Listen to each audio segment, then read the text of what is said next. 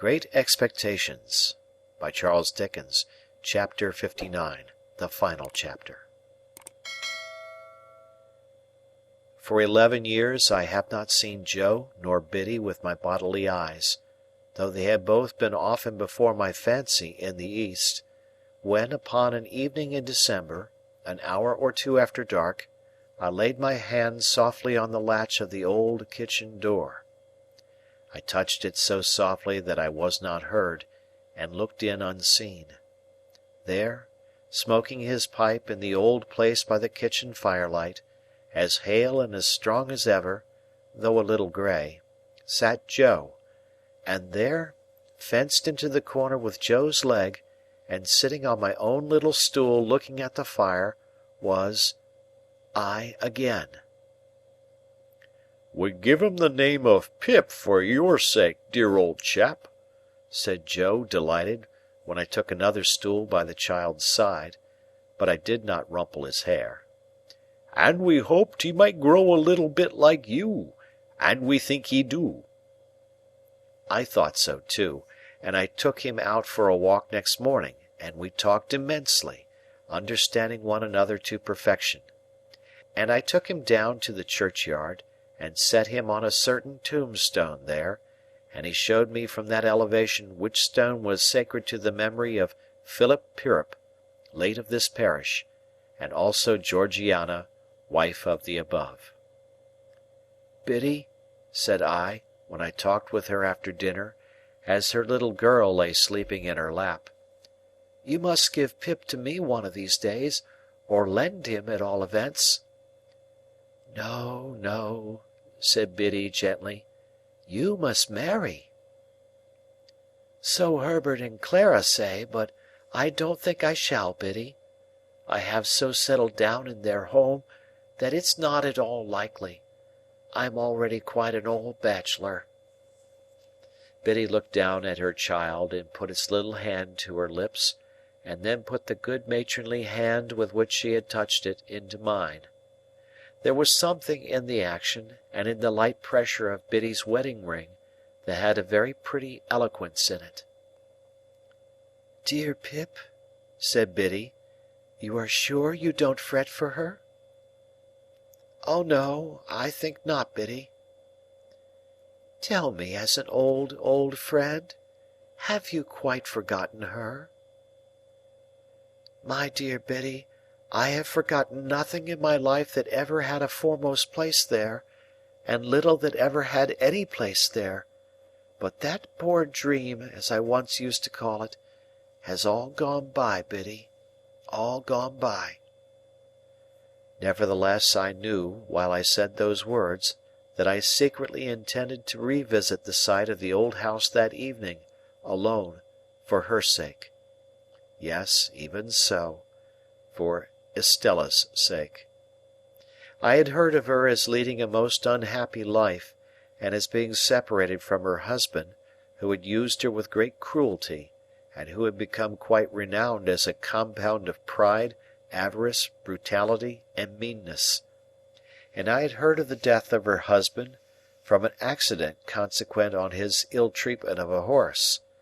This release had befallen her some 2 years before; for anything I knew, she was married again. The early dinner hour at Joe's left me in abundance of time, without hurrying my talk with Biddy, to walk over to the old spot before dark. But, what with loitering on the way to look at old objects and to think of old times, the day had quite declined when I came to the place.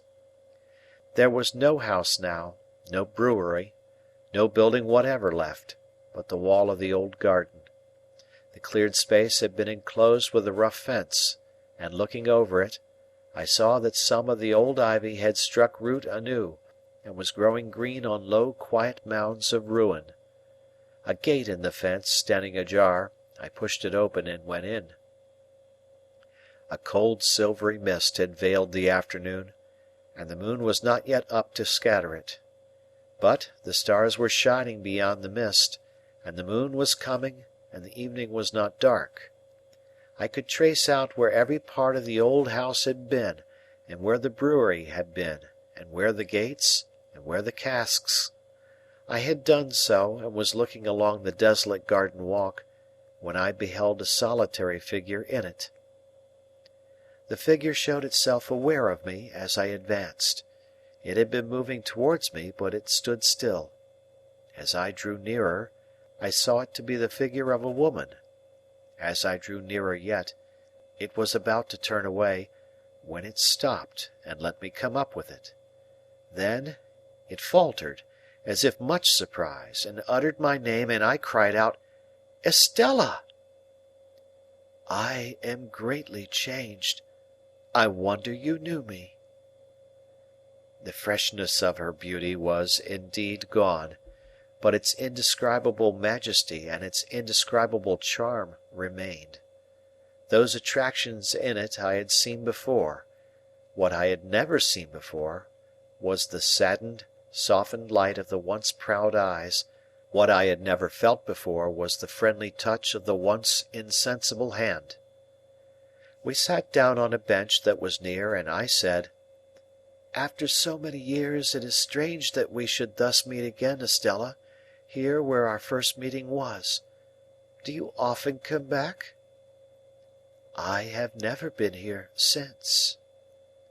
"Nor I." The moon began to rise, and I thought of the placid look at the white ceiling which had passed away. The moon began to rise, and I thought of the pressure on my hand when I had spoken the last words he had heard on earth. Estella was the next to break the silence that ensued between us.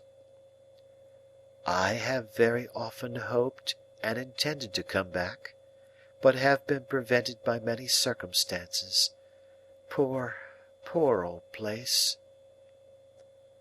The silvery mist was touched with the first rays of the moonlight, and the same rays touched the tears that dropped from her eyes.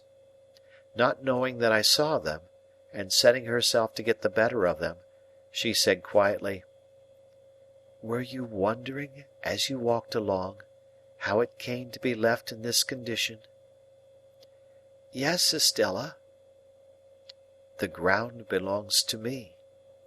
It is the only possession I have not relinquished. Everything else has gone from me, little by little, but I have kept this. It was the subject of the only determined resistance I made in all the wretched years." "Is it to be built on?" "At last it is. I came here to take leave of it before its change. And you," she said in a voice of touching interest to a wanderer, "you live abroad still?" "Still." "And do well, I am sure?" "I work pretty hard for a sufficient living, and therefore, yes, I do well." "I have often thought of you," said Estella. "Have you?" "Of late, very often. There was a long hard time when I kept far from me the remembrance of what I had thrown away when I was quite ignorant of its worth. But since my duty has not been incompatible with the admission of that remembrance, I have given it a place in my heart." "You have always held your place in my heart," I answered. And we were silent again until she spoke. "I little thought," said Estella, "that I should take leave of you in taking leave of this spot. I am very glad to do so." "Glad to part again, Estella? To me, parting is a painful thing.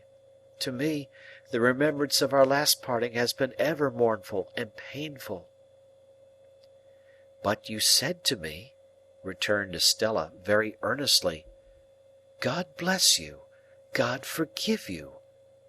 And if you could say that to me then, you will not hesitate to say that to me now. Now, when suffering has been stronger than all other teaching, and has taught me to understand what your heart used to be. I have been bent and broken, but, I hope, into a better shape. Be as considerate and good to me as you were, and tell me, we are friends?" "We are friends," said I, rising and bending over her as she rose from the bench. "And will continue friends apart," said Estella. I took her hand in mine, and we went out of the ruined place; and as the morning mists had risen long ago when I first left the forge, so the evening mists were rising now, and in all the broad expanse of tranquil light they showed to me, I saw no shadow of another parting from her. End of chapter. End of book. Thank you for listening.